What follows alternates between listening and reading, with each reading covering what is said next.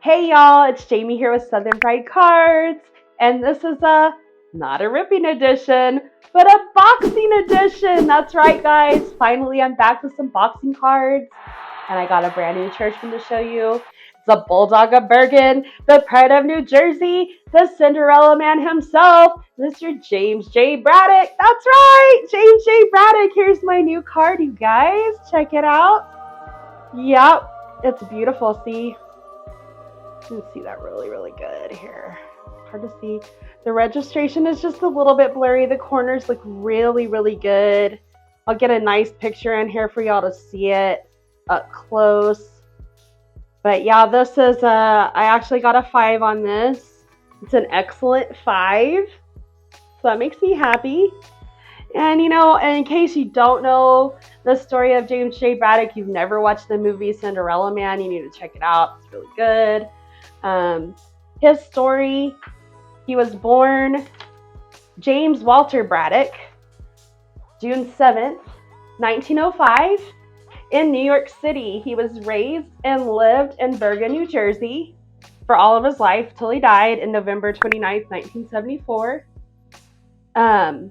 He turned pro in 1926 at the age of 21. After 3 years, his record was 44-2-2 with 21 knockouts. So he was an exceptional boxer at the beginning of his career. He was really good. In 1928, Braddock had caused a major upset by knocking out Tuffy Griffiths, which set Braddock up in 1929 to fight for the title against Tommy Loughran. However, he lost on top of that, he horribly broke his right hand, multiple fractures in that hand. So that totally changed his boxing career. And during all that time, he lost a lot of his investments from the money he made before. The Great Depression happened, stock market crashed. He was poor and broke. His whole family were living in poverty. His fight record after that was 11-20-2. So it was really bad. I mean, it got so bad that the boxing commission took his license away. So he was forced to go on government assistance to keep his family together, or he would have lost his kids to other family members, would have had to take them in because they would have frozen to death. You watch the movie, you see all this stuff. It's really neat. I mean, it's sad, but it's a really good story. The way they tell the story is so well done. But he lost his license to box, so he had to go work on the docks. And during that time, his right hand was broken, so he's having to use his left hand more. So his strength got up. In 1934, he got a chance to fight again at the Garden. He thought it was going to be his time to get to actually say a good goodbye in the Garden and be done with his career. And he surprised everybody because he beat the guy that he boxed, and he beat every boxer after and worked his way up to fighting Max Baer for the World Heavyweight Championship of the World in June 13th, 1935 at Madison Square Garden, where he won by unanimous decision.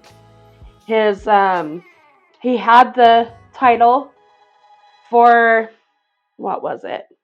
2 years, a little less than 2 years, when he was supposed to come to his first defense battle, and it was supposed to be on June 3rd, 1937. It was supposed to be against a German named Max Schmeling.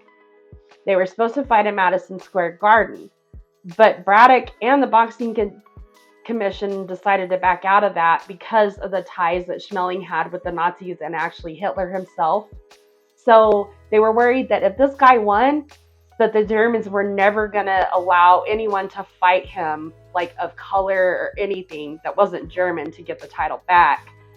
And two, it was better for them to go with a local rising star in the boxing world named Joe Louis. It actually would have paid only $25,000 to fight Max Schmeling, and $250,000 in 1939. That's a lot of money. I mean, you could probably look it up, ask Google, how much that would be in today's money for a fight. So he decided to fight Joe Louis, June 22nd, 1937 in Chicago, where the very first African American or black boxer became heavyweight world champion, and that's Mr. Joe Louis, which I've showed you guys this card before. Knocked this guy out. Yes, he knocked him out in the 8th round.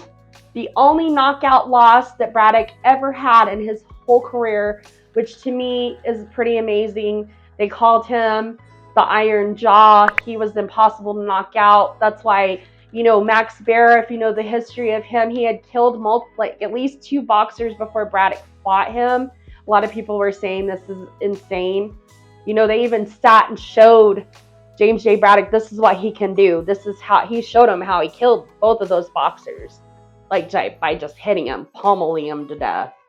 So he was very brave to get in there, and he got him with that hardcore 2 left jab, 1 punch, just super pop, pop, bam. That's what his manager says in the movie, and it's so cute.